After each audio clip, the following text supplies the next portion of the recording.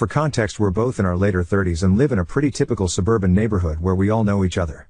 My wife has always loved trashy movies and shows about infidelities, and she eats up true crime about spouses killing their cheating partners too. She just says something about it makes her morbidly fascinated in her words. Well, a couple months back we had a scandal in our neighborhood where a married couple in the neighborhood divorced because the husband cheated. No, there wasn't a murder or anything like that, but she became obsessed with learning every detail from every neighbor. No matter the occasion, be it a baby shower or cookout, she would bring it up hoping there would be any new information. A month later is when I stumbled on the board in her home office. I was doing some cleaning and I found a massive bulletin board facing away leaned up against the wall. Curiosity got the better of me and I turned it around to find a literal fucking conspiracy board of all our neighbors' pictures with lines of yarn connecting each other like the fucking Pepe Sylvia meme. I was totally confused and asked what this was, and she told me it was a hobby she had started recently where she would track rumors or likely candidates for cheating on the board. The yarn represented who was possibly cheating with whom. She had clearly gotten all the images on Facebook or some social media and printed them out and even had a few sticky notes with details. I told her this was creepy and insane, and she said maybe if I was doing it as a man, but she is just having harmless fun as a hobby and she wouldn't be crazy and try to oust anyone based on rumors. She just likes feeling like a detective. She told me to view it like a creative art piece. I was still super weirded out but let it go, or tried. I thought about it, a lot. Well, every now and then I admit to checking the board when cleaning, but just a couple days ago I looked to see that now I was on the board with a yarn attached to a neighbor's wife I'm casual friends with. I asked her why she would add me if she thought I was cheating, and she said that was a different yarn color for potential matches for cheating. She said if it makes me feel better she was planning on adding herself to the board soon. Well, I got pissed and kind of lost my temper about it. I told her to get rid of the board or our marriage will be in trouble. Things have been super rocky since. Sorry for the long post, I am starting to feel bad and it hit me more than usual this morning. Update 1. Anyway. Jesus Christ. Firstly, appreciate all of the concern and NTAs. It gave me the courage to approach her and tell her that while I may have overreacted by threatening our marriage, I think it is a creepy thing to do. She apologized and said she would get rid of the board. I thought we were good. Literally 2 days later. 2 days later. /T hits the fan. Our happily married next door neighbor finds a woman's bra under the bed that does not belong to her. It doesn't take long for the whole neighborhood to find out. Well, my wife is giddy, like jumping up and down for joy. She shows me the board, which she still didn't trash like she promised, and of course the husband was marked with yarn, meaning he was likely to cheat. She told me the board was accurate after all and maybe she should keep her hobby around. I was definitely suspicious, so I looked at the board again later. It looked different from the last time I saw it before the latest scandal. Instead of the yarn connecting to another neighbor, the cheating husband's yarn connected to a post-it with a question mark. Firstly, it was the only question mark there and I swore it wasn't there last time I saw the board. So either she changed it after the cheating to prove a point, or slightly before it happened, which made me even more suspicious either way. Now I felt like I was the detective and I was going crazy. I went over to the cheating husbands to ask a few questions. The wife was staying at her parents', so it was just the two of us. I asked him if he actually did it and he said no, he would never. Then I asked if my wife had been over recently. He said one day while you were at work his wife asked her to water a plant they had while they were both away and told her where the key was, so yes. I immediately raised an eyebrow. I asked if he still had the bra and he was getting nervous and told me not to get the wrong idea. I said don't worry. He still had the bra and I looked at it. It was my wife's, but one I knew she almost never wore because it was from a lingerie set I bought her one Christmas she said was uncomfortable. I told my neighbor I needed to talk to my wife and ran out, but I told him not to worry. I approached her with the bra and asked her what was going on. She played stupid but I told her to cut the BS. I asked if she had either cheated on me with him or planted it there, either way she was in trouble.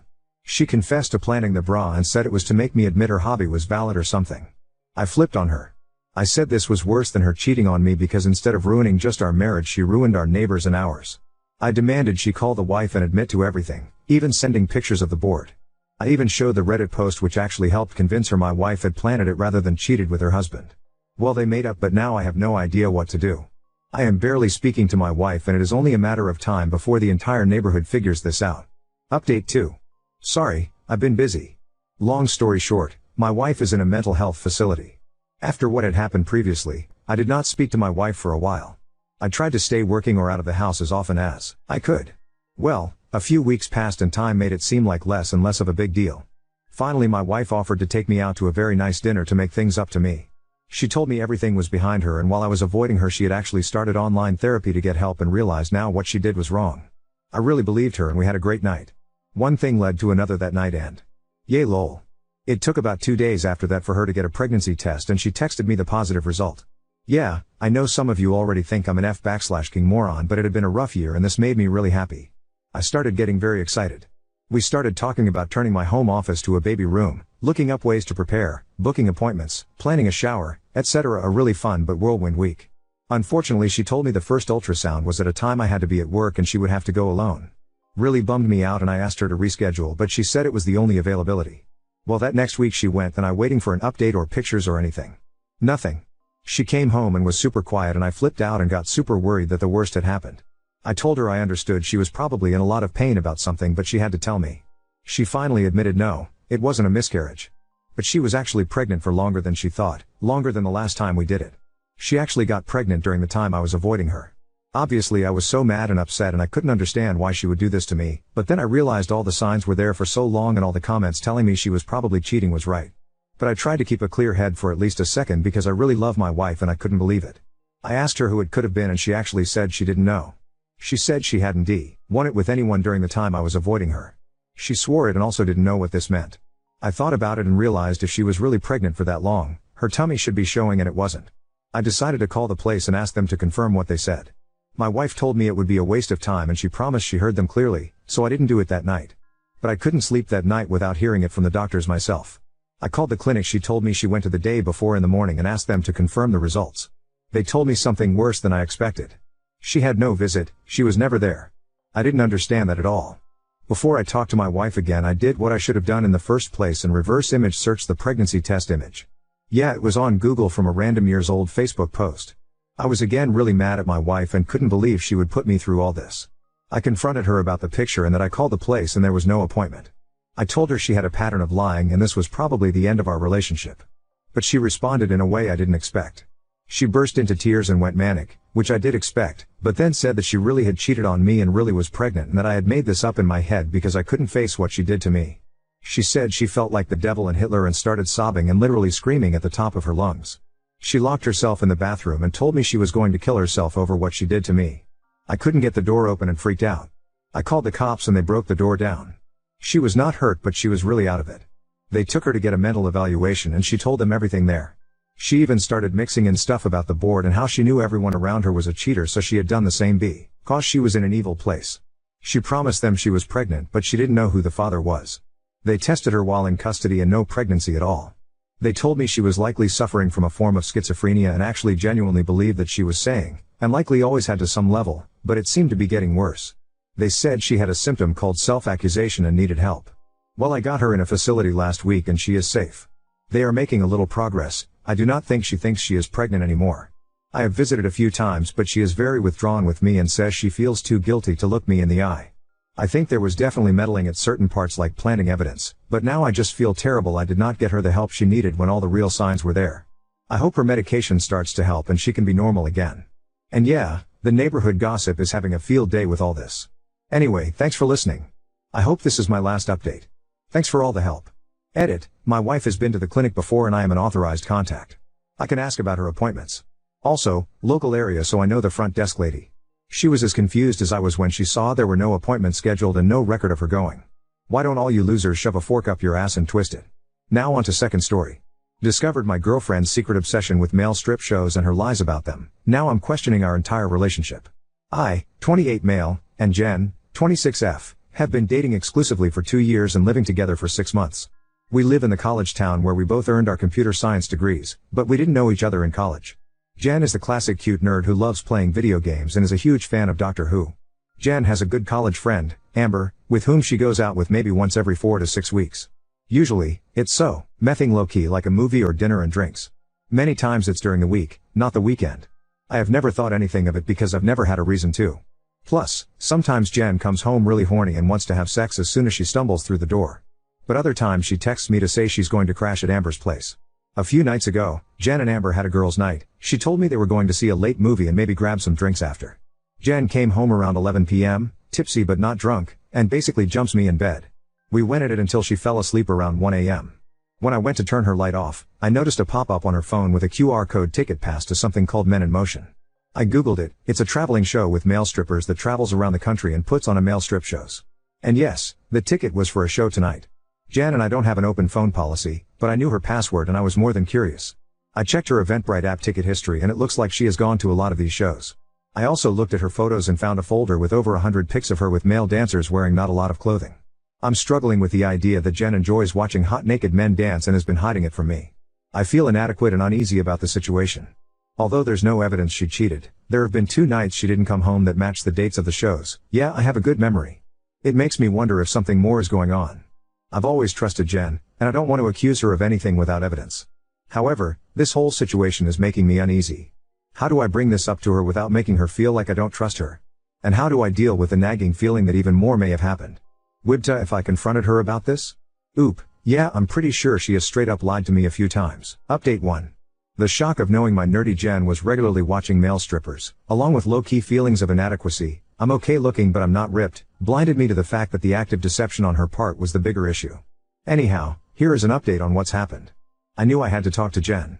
At home Thursday evening I told her I saw the ticket on her phone the night of the show, and asked her why she lied to me that she was going to the movies. She was initially taken aback and defensive but eventually apologized for not being upfront.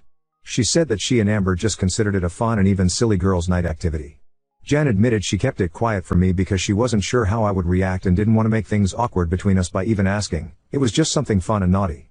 She admitted that this was not her first time attending a show like this, but she couldn't remember how many times in the past. Jen also said something I never thought of, that she felt safe going to these shows, as it was an all-women environment, compared to bars and clubs where guys get drunk and hit on women.